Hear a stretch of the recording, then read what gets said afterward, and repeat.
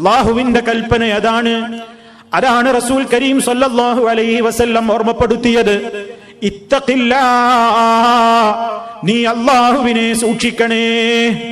നിന്റെ കുടുംബത്തോടൊപ്പമാകുമ്പോൾ എന്നല്ല, പള്ളിയിലാകുമ്പോൾ എന്നല്ല, റമദാനിലാകുമ്പോൾ എന്നല്ല, നീ ആദരിക്കുന്ന ആളുകളുടെ കൺമുമ്പിൽ വെച്ചാകുമ്പോൾ എന്നല്ല, നീ ആദരിക്കുന്ന ഒരു വിഭാഗത്തിന്റെ കൂടെ ചേരുമ്പോൾ എന്നല്ല.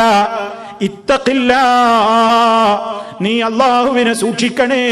ഹൈസുമാ കുൻത, നീ എവിടെയായിരുന്നാലും നീ അല്ലാഹുവിനെ സൂക്ഷിക്കണം.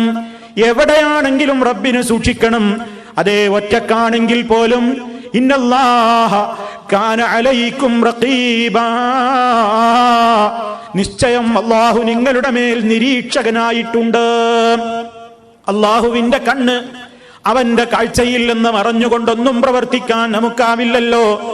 അതല്ലേ ഒറ്റക്കിരിക്കുമ്പോൾ പോലും നമ്മൾ എപ്പോഴും കേൾക്കാറുള്ള, ഞാൻ നിങ്ങളുടെ ശ്രദ്ധയിൽ കൊണ്ടുവരാറുള്ള ഒരു കവിതാശകലമുണ്ട്.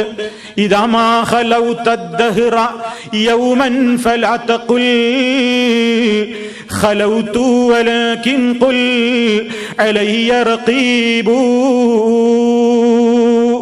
നീ ഒരു സ്ഥലത്ത് ഒറ്റക്ക് ഒഴിഞ്ഞിരിക്കുന്ന നേരമാണെങ്കിൽ പോലും നീ ഒരിക്കലും പറയാൻ പാടില്ല ഞാൻ ഒറ്റക്കിരിപ്പാണെന്ന് പറയരുത്.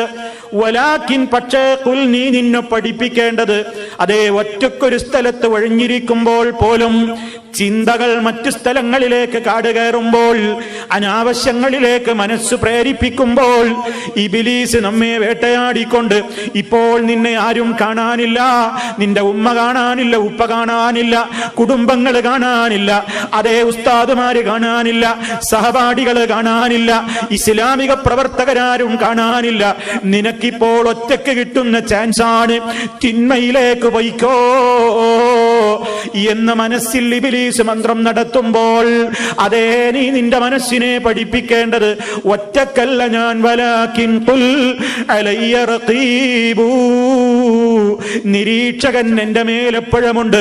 അതാണ് അല്ലാഹു പറയുന്നത്, ഇന്നല്ലാഹ കാന അലൈക്കും റഖീബാ, അല്ലാഹു നിങ്ങളുടെ മേൽ നിരീക്ഷകനായിട്ടുണ്ട്. ആ ബോധമാണ് പ്രിയപ്പെട്ടവരെ നമ്മുടെ മനസ്സിൽ നിലനിൽക്കേണ്ടത്. പരിശുദ്ധ റമദാൻ കഴിഞ്ഞപ്പോൾ എന്തേ പള്ളികളൊക്കെ വിജനമായില്ലേ? എന്തേ നിങ്ങളൊക്കെ സുബഹിക്ക് പങ്കെടുക്കുന്ന പള്ളികളൊന്ന് പരിശോധിച്ചു നോക്കൂ. അതേ, റമദാനിന്റെ മുമ്പുണ്ടായിരുന്ന ആളുകൾ മാത്രമാണ് ഇപ്പോൾ ശവ്വാലിലും സുബഹിക്ക് പള്ളിയിലുള്ളത്. റമദാനികൾ എന്ന ഒരു വിഭാഗം പള്ളിയിലേക്ക് കയറിയിരുന്നു. അവർ റമദാനിന് സ്പെഷ്യലായി ഒഴുകി വന്നവരാണ്. അതേ, പള്ളികൾ നിറഞ്ഞു കവിഞ്ഞിരുന്ന പള്ളികൾ, പള്ളിയുടെ പുറത്തേക്ക് പോലും സഫുകൾ നീണ്ടിരുന്ന പള്ളികൾ, ഇപ്പോഴെന്തേ ഫജ്റിന്റെ നേരമാകുമ്പോൾ 3-3.5 സഫ് 1-1.5 സഫായി മാറുന്നു. 25-35 സഫുണ്ടായിരുന്ന പള്ളികളിൽ ഫജ്ർ നിസ്കാരത്തിന് ആളില്ലാതെ പോയതെന്തേ? റമദാനിൽ ആ ജമാഅത്തിന് പങ്കെടുത്തിരുന്ന മുസ്ലിമീങ്ങൾ തൊട്ടടുത്തുള്ള ഫ്ളാറ്റുകളിൽ നിന്ന് താമസം മാറിയത് കൊണ്ടാണോ? മറ്റു വില്ലകളിലേക്ക് അവർ താമസം മാറ്റിയത് കൊണ്ടാണോ? ഒരിക്കലുമല്ല. അവരവിടെ സുഖമായി മൂടിപ്പുതച്ച് പടച്ച റബ്ബ് നൽകിയ അതേ ശീതീകരിച്ച റൂമിൽ അവർ സുഖമായി ഉറങ്ങുന്നുണ്ട്. ഹയ്യ അലസ്സലാ, നിസ്കാരത്തിന് വരൂ. ഹയ്യ അലൽ ഫലാഹ്, വിജയം നേടാൻ വരൂ.